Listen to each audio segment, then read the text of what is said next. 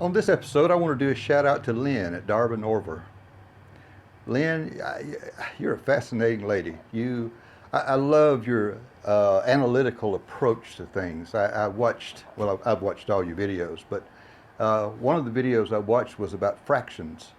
And I'm kind of a mathematician, I do programming, that kind of stuff. But you pointed out some things that I'd never thought about before. So here at 71 years old, I'm sitting there learning something new about fractions of all things. But stuff like that. And then you pointed out something, I can't remember if it was a Raspberry Pi or an Arduino, made me go and Google it. And sure enough, I discovered these little chips, these Arduino chips.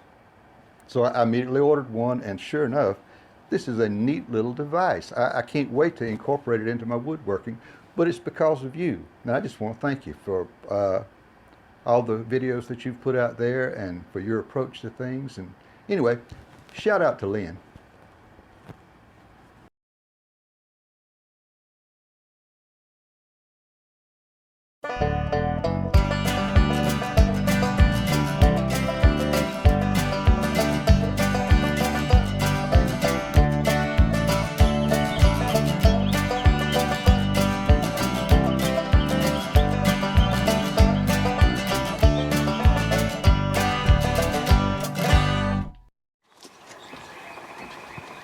I've been needing to do this for a while.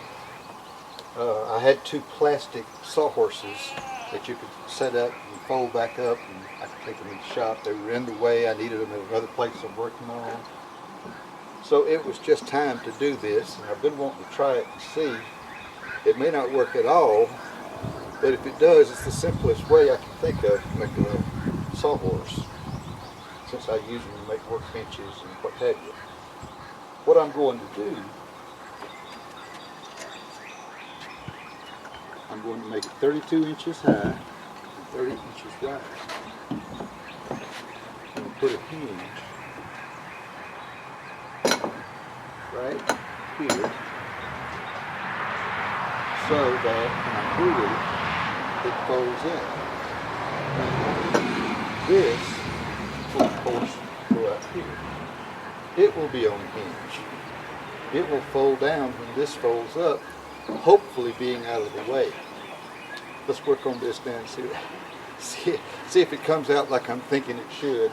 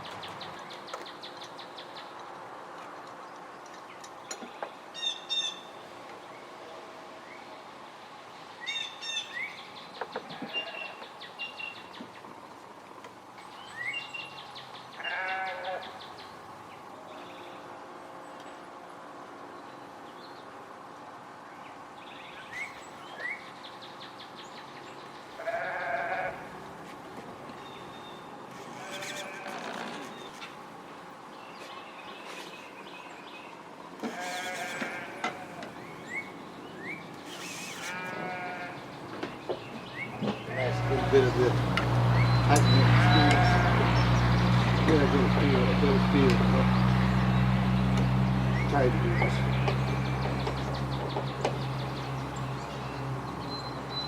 Well, so I don't run the risk of stripping out the screw.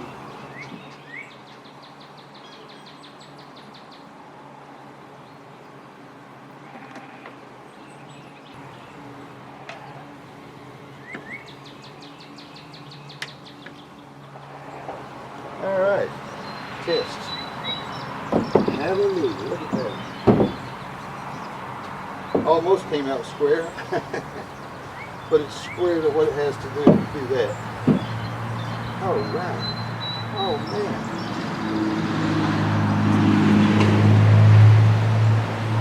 You know, I just have to realize what it is. Can't put a lot of stress on it this way. But in tandem with 2 or 3 others, I think it's going to work just fine. I'll do the others and come back and show them to you. I had an afterthought. This is the first time I've tried this. It dawned on me that the load is going into this and into the floor. Okay, that's fine. That'll hold a lot of weight. This is being held by 3 screws, and the weight going down here would just, over time, make that loose if nothing else. If not, it might even fail there. So, we're going to put a support block right underneath, like that.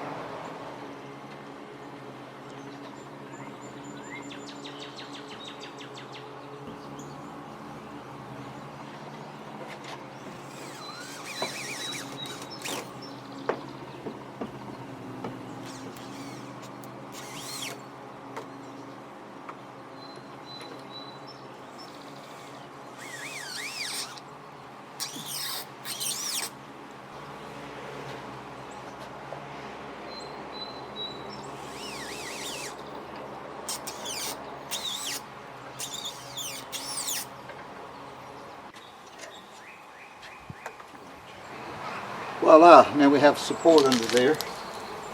I don't think that's going anywhere. Yeah. Now we'll just get a little L hook, put up there, latch that or something. I'll figure something out, keep it from falling on our head. So much for that. Here's the result of our work. What we did, that top 2 before is 30 inches. The bottom one is 32 inches. Now it can be however high you want your table or sawhorse or whatever this is winds up being. It'll be used for many things. But we put a hinge. If I can't get to the angle on that. Anyway, maybe you can see that hinge there. We put a hinge there so that it'll do this, like so. We put a hinge there so it'll do like so, and we put a support block under, because otherwise these screws would have been handling that whole load.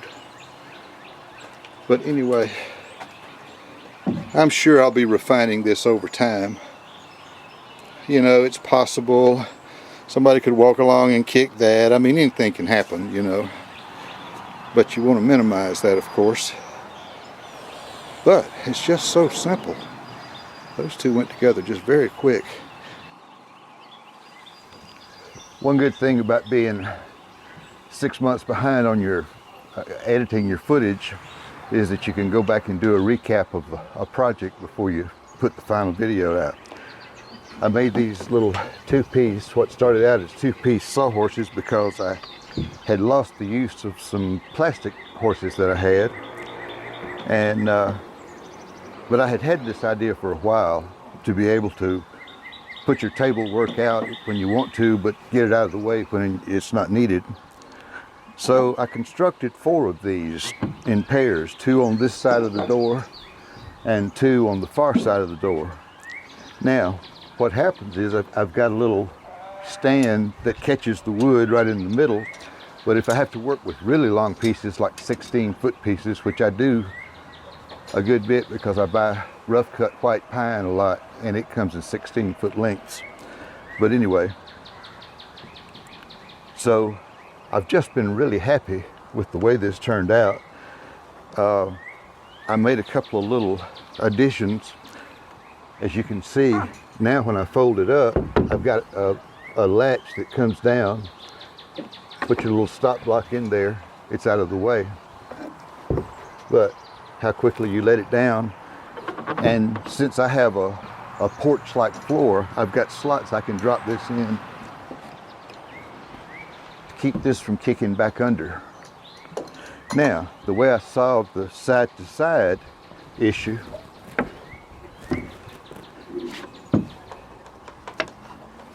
is by the first part of the table is just a board, but the second part of the table has these little runners. Okay, and when I put this on here, it squares up the legs, and it becomes very stable. So I've got a small workbench here or a very large work surface if I need it. But they go up and down just like that. One other thing, I use a track saw a good bit, or I'm starting to anyway. So I made a couple of sacrificial. The reason I was prompted to do this is because I've got a cut already into here where I didn't think about what I was doing one day, and I was doing some cross cutting with that, and it has a plunge saw on it. Anyway, so I figured just simply lay a couple of pieces like that up there. Now you can saw across it and you can cut them until they won't cut anymore and then replace them. Anyway, that's the state of the art on these as it is at the moment.